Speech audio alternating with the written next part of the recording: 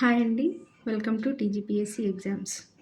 మనం ప్రీవియస్ వీడియోలో అసఫ్ జాహీలో టాపిక్లో మనం సాలార్జంగ్ 1 పరిపాలన సంస్కరణలో భాగంగా 200 బిట్ దాకా మనం డిస్కస్ చేసామండి.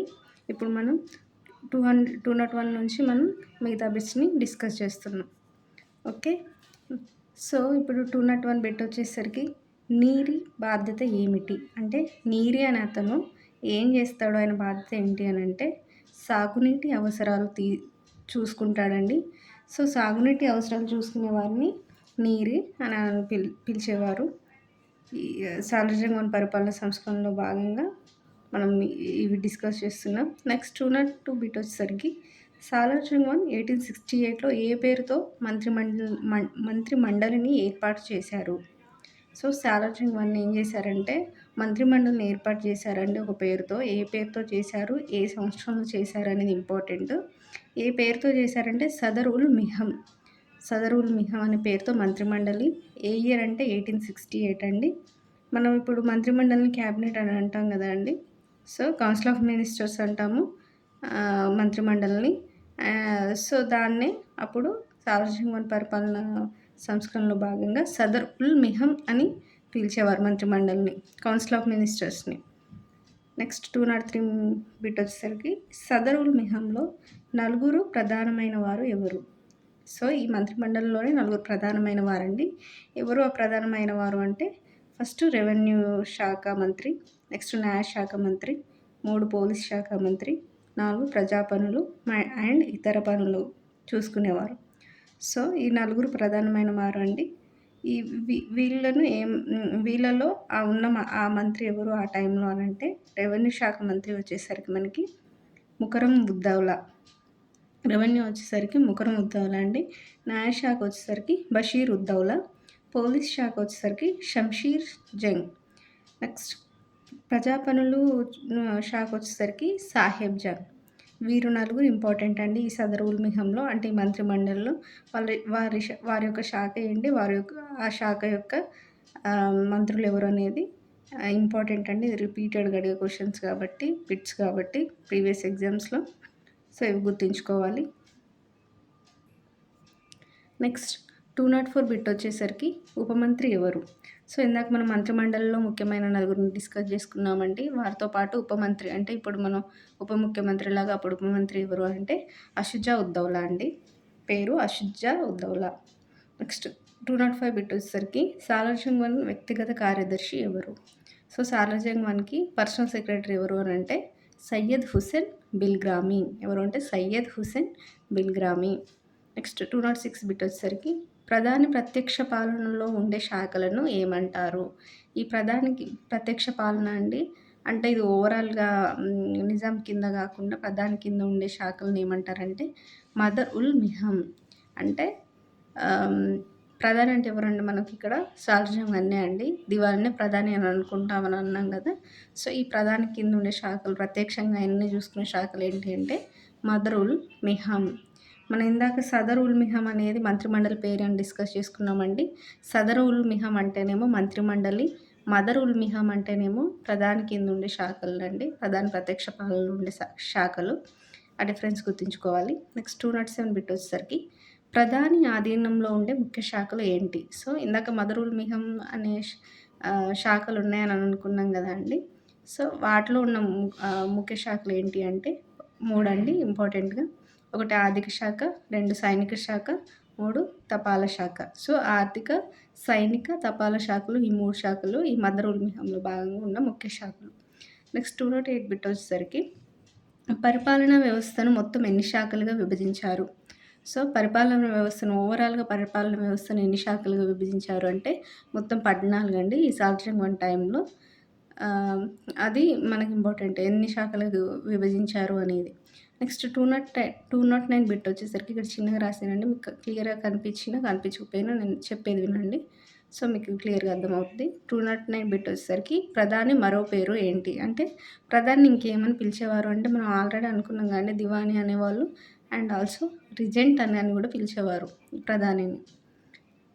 నెక్స్ట్ 210 బిట్ వచ్చేసరికి మనం రెవెన్యూ సంస్కరణల దగ్గరికి వస్తామండి. ఇందాక మనం 209 బిట్ దాకా మనము పరిపాలన సంస్కరణ ఓవరాల్‌గా చూసుకున్నాము. ఇప్పుడు 210 బిట్ నుంచి రెవెన్యూ సంస్కరణలు చూసుకుంటామండి. సో, 210 బిట్ వచ్చేసరికి రెవెన్యూ బోర్డును ఏ సంవత్సరంలో ఏర్పాటు చేశారు? సో, రెవెన్యూ సంస్కరణలో భాగం కాబట్టి మనం రెవెన్యూ బోర్డ్ ఏ సంవత్సరంలో ఏర్పాటు చేశారంటే 1864 అండి. నెక్స్ట్ 211 బిట్ వచ్చేసరికి రెవెన్యూ బోర్డులో సభ్యులు ఎంతమంది? సో, 1864లో రెవెన్యూ బోర్డును స్టార్ట్ చేశాక అందులో ఉన్న సభ్యులు ఎంతమంది అంటే మొత్తం ఐదుగురండి. ఒకరు చైర్మన్, మిగతా నలుగురు సభ్యులు. నెక్స్ట్ 212 బిట్ వచ్చేసరికి జిల్లా బందీ విధానం ఏ సంవత్సరంలో ప్రవేశపెట్టాడు? సో, జిల్లా బందీ విధానం అంటే ఏంటనేది మనం తర్వాత డిస్కస్ చేద్దామండి. ఏ సంవత్సరంలో ప్రవేశపెట్టారు అంటే 1865 అండి. దీనికంటే ముందు సంవత్సరం రెవెన్యూ బోర్డు అంటే 1864. ఆ తర్వాత 1865లో జిల్లా బందీ విధానం అండి. జిల్లా బందీ విధానం అంటే ఏంటి అని అంటే ఏం లేదండి, దివానీ ప్రాంతాన్ని జిల్లాలుగా మార్చారండి. మనము ప్రీవియస్ వీడియోలో ఏమని చదువుకున్నాము, దివానీ ప్రాంతాన్ని 5 డివిజన్‌లుగా డివైడ్ చేశారు అని మనం చదువుకున్నాం కదండీ పరిపాలనా సంస్కరణలో భాగంగా. సో, అదేవిధంగా ఇప్పుడు దివానీ ప్రాంతాన్ని జిల్లాలుగా కూడా విభజించారు. దాన్నే జిల్లా బందీ విధానం అంటామండి. జిల్లాలుగా విభజిస్తే జిల్లా బందీ విధానం అని పిలుస్తున్నామండి. అంతే. అది ఏ ఏ ఇయర్‌లో ప్రవేశపెట్టారు అంటే 1865. నెక్స్ట్ 213 బిట్ వచ్చేసరికి జిల్లా బందీ విధానం ప్రవేశపెట్టినప్పుడు అప్పుడున్న నిజాం బ్రిటిష్ రెసిడెంట్ ఎవరు? సో, ఈ జిల్లా బందీ విధానం ఉన్నప్పుడు ప్రవేశపెట్టింది మనకు అఫ్జల్ ఉద్దౌలా అండి. సో, మనం చదివేది ఇప్పుడు అఫ్జల్ ఉద్దౌలా టైమే కాబట్టి అఫ్జల్ ఉద్దౌలా టైంలోనే జిల్లా బందీ విధానం ప్రవేశపెట్టిండ్రు. అండ్ అప్పుడున్న బ్రిటిష్ రెసిడెంట్ ఎవరు అంటే జార్జి యూల్. అప్పుడున్న బ్రిటిష్ రెసిడెంట్ ఎవరంటే జార్జి యూల్. నెక్స్ట్ 214 బిట్ వచ్చేసరికి ఏ ఆధారంగా ఎన్ని రకాలుగా జిల్లా బందీ విధానం అమలు అయింది? సో, మనం ఏంటి జిల్లా బందీ విధానం అంటే దివానీ ప్రాంతాన్ని జిల్లాలుగా డివైడ్ చేశారని అనుకున్నాం కదా అండి. ఆ జిల్లాలుగా దేన్ని బేస్ చేసుకొని డివైడ్ చేశారు అనేది ఇక్కడ మనం డిస్కస్ చేస్తున్నామండి. దేన్ని బేస్ చేసుకొని జిల్లాలుగా డివైడ్ చేశారు అని అంటే ఆదాయాన్ని బేస్ చేసుకొని డివైడ్ చేశారండి. ఆ ఆదాయం ఎన్ని రకాలుగా డివైడ్ అయింది అని అంటే మొత్తం 3 రకాలుగా దాన్ని సెపరేట్ చేసి డివైడ్ చేసి అందులో ఆ కేటగిరీలోకి వచ్చే జిల్లాలని అలా 3 టైప్స్‌గా డివైడ్ చేశారండి. సో, మనం ఆ 3 రకాలు ఏంటి అనంటే ఆదాయం ప్రకారంగా ఒకటి greater than or equal to 12,00,000 అండి. ఆ 12,00,000 కంటే ఎక్కువ ఆదాయము 12,00,000 లేకపోతే అంతకంటే ఎక్కువ ఆదాయం ఉన్న జిల్లాలని ప్రథమ శ్రేణి జిల్లాలుగా డివైడ్ చేశారండి. 10,00,000 వరకే ఆదాయం ఉన్న జిల్లాలని ద్వితీయ శ్రేణి జిల్లాలుగా డివైడ్ చేశారండి. నెక్స్ట్ 8,00,000 వరకు ఆదాయం ఉన్న జిల్లాలని తృతీయ శ్రేణి జిల్లాలుగా డివైడ్ చేశారండి. సో, ఇదే జిల్లా బందీ విధానం అండి. ఏం లేదు, జిల్లా బందీ విధానం అంటే దివానీ ప్రాంతాన్ని జిల్లాలుగా డివైడ్ చేశారు. దేన్ని బేస్ చేసుకొని డివైడ్ చేశారంటే ఆదాయాన్ని బేస్ చేసుకొని. ఎన్ని రకాలుగా అంటే మొత్తం 3 రకాలుగా డివైడ్ చేశారండి. ఏమిటంటే ప్రథమ శ్రేణి జిల్లాలు, ద్వితీయ శ్రేణి జిల్లాలు, తృతీయ శ్రేణి జిల్లాలు. ఆ ప్రథమ శ్రేణి అంటే ఎంత ఆదాయం తీసుకున్నారంటే మనకు 12,00,000 లేదా అంతకంటే ఎక్కువ. ద్వితీయ శ్రేణిలో 10,00,000 లేకపోతే అంతకంటే ఎక్కువ. తృతీయ శ్రేణిలో 8,00,000 లేకపోతే అంతకంటే ఎక్కువ. సారీ అండి. మనకు ద్వితీయ శ్రేణిలో అప్ టు 10,00,000 అండి. తృతీయ శ్రేణిలో అప్ టు 8,00,000 అండి. అంతకంటే ఎక్కువ కాదు. అక్కడి వరకే. అదే మాక్సిమం లిమిట్. అప్ టు 8,00,000 అంటే అప్ టు 10,00,000 అంటే 8-10,00,000. అప్ టు 8,00,000 అంటే ఇంక 8,00,000 బిలో మాక్సిమం 8,00,000 అని అర్థం అండి. నెక్స్ట్ 215 బిట్ వచ్చేసరికి కుదువ పెట్టిన జాగీర్లు జాగీర్లను స్వాధీనం చేసుకొని దేంట్లో కలిపాడు? ఇక్కడ ఆల్రెడీ ఏవైతే కుదవబెట్టిన జాగీర్లు ఏవైతే ఉన్నాయో వాటిని స్వాధీనం చేసుకున్నాడండి సాలార్ జంగ్ వన్. స్వాధీనం చేసుకొని ఆయన కల్సా లేదా దివానీ ప్రాంతంలో వాటిని కలిపేశాడండి. అదే ఇక్కడ ఈ బిట్. నెక్స్ట్ 216 వచ్చేసరికి భూమి శిస్తు ఎన్ని రకాలుగా ఉండేది? ఈయన టైంలో ఇప్పుడు మనం రెవెన్యూ సంస్కరణలు కదా అండి డిస్కస్ చేసేది. సో, రెవెన్యూ సంస్కరణలో ఈ భూమి శిస్తు ఎన్ని రకాలుగా ఉంది అని అంటే 2 రకాలుగా ఉందండి. ఆ 2 రకాలు ఏంటంటే ఒకటి బటాయి రకం, ఇంకోటి రైతువారీ విధానం అండి. అంటే రైతువారీ రకం. బటాయి రకం అంటే ఏం లేదండి, భూమి శిస్తును ధాన్య రూపంలో చెల్లించేవారు. దాన్నే బటాయి విధానం అన్నాము. నెక్స్ట్ భూమి శిస్తు ధాన్యం రూపమే కాకుండా డబ్బు రూపంలో ఇస్తే రైతువారీ విధానం అన్నామండి. అంటే రైతువారీ విధానంలో ధనం ఇయ్యొచ్చు, ధాన్యము ఇయ్యొచ్చు. కాకపోతే మోస్ట్లీ ఎక్కువ ధనమే ఇచ్చేవారండి. దాన్నే రైతువారీ విధానం. రైతువారీ రకము. బటాయి విధానం అంటే ధాన్యం ఇచ్చేవారు భూమి శిస్తుగా. అదే ఈ బిట్ డిస్కస్ చేస్తుందండి. నెక్స్ట్ 217 బిట్ వచ్చేసరికి బటాయి విధానంలో భూమి శిస్తు వసూలు చేసే అధికారులను ఏమంటారు? అంటే బటాయి అంటే ధాన్యం తీసుకోవడం గదండీ! అంటే భూమి శిస్తుకు బదులుగా ధాన్యం తీసుకున్నాం గదా! భూమి శిస్తుకి. సో, ఆ ధాన్యం తీసుకునే వాళ్ళు బటాయి విధానంలో భూమి శిస్తు తీసుకునే వాళ్ళని బిల్ మక్తేదారులు అంటారండి. సో, ఏమని పిలుస్తారు అంటే బిల్ మక్తేదారులు. అది 217 బిట్. నెక్స్ట్ 218 బిట్ వచ్చేసరికి బిల్ మక్తేదారులు దేని ద్వారా అధికారం పొందేవారు? సో, వీళ్ళకి ఎవరు అధికారం ఇచ్చారు అని అంటే, వీళ్ళని సెలెక్టివ్‌గా తీసుకోకుండా ఏంటంటే వేలం పాట పాడేవారండి. ఆ వేలం పాటలో ఎక్కువ ఎవరైతే వేలం పాట పాడతారో వారిని సో, మనమిప్పుడు ఆహ్, ఏ బిట్ మనం డిస్కస్ చేస్తున్నాం అనంటే 218 గదండీ! మనం ఏమనుకున్నాం బిల్ మక్తేదారులు దేని ద్వారా అధికారం పొందేవారు అనంటే వేలం పాట ద్వారా అండి. వేలం పాటలో ఎవరు ఎక్కువైతే వేలం పాట పాడతారో వారికి ఈ బిల్ మక్తేదారులుగా వాళ్ళకి అధికారం కల్పించేవారు. సో, వాళ్ళే మనకి బటాయి విధానంలో భూమి శిస్తు వసూలు చేసేవారు. 219 బిట్ వచ్చేసరికి రైతువారీ విధానాన్ని ఎవరు ప్రవేశపెట్టారు? మనకి రైతువారీ విధానాన్ని ఓవరాల్‌గా ఇండియాలో ఎవరు ప్రవేశపెట్టారనేది ఇంపార్టెంట్. అది ఇండియన్ హిస్టరీలో చదువుతామండి. ఇప్పుడు మనం చదివేది నిజాం పీరియడ్, నిజాం టైంలో మనకి ఈ ఈ ఆహ్, సాలార్జంగ్ వన్ టైంలో జరిగిన రెవెన్యూ సంస్కరణలో భాగంగా రైతువారీ విధానాన్ని చదువుతున్నామండి. అంటే నిజాం టైంలో నిజాం రాజ్యంలో ఎవరు ప్రవేశపెట్టారు అనంటే అప్పుడున్న నిజాం అఫ్జలుద్దౌలా అండి. దివానీ సాలార్జంగ్ వన్ అండి. సో, వీరే ప్రవేశపెట్టారు మనకు నిజాం రాజ్యంలో. నెక్స్ట్ 2020 బిట్ వచ్చేసరికి 1867లో రెవెన్యూ బోర్డ్ రద్దు చేసి దాని స్థానంలో ఏర్పాటు చేసిన కేంద్ర రెవెన్యూ శాఖ ఏంటి?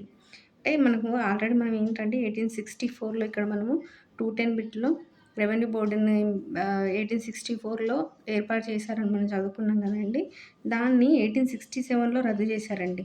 అంటే 64లో ఆహ్, ఏర్పాటు చేసి 67 అంటే ఆల్మోస్ట్ 3 ఇయర్స్ తర్వాత ఆ రెవెన్యూ బోర్డును రద్దు చేసి దాని స్థానంలోనే మనకి కేంద్ర రెవెన్యూ శాఖని ఏర్పాటు చేశారండి. అంటే ఇక్కడ గుర్తుంచుకోవాలి రెవెన్యూ బోర్డు రద్దు, రెవెన్యూ శాఖ అనేది దాని స్థానంలో ఏర్పాటయిందని. బోర్డు రద్దు, శాఖ ఏర్పాటయింది.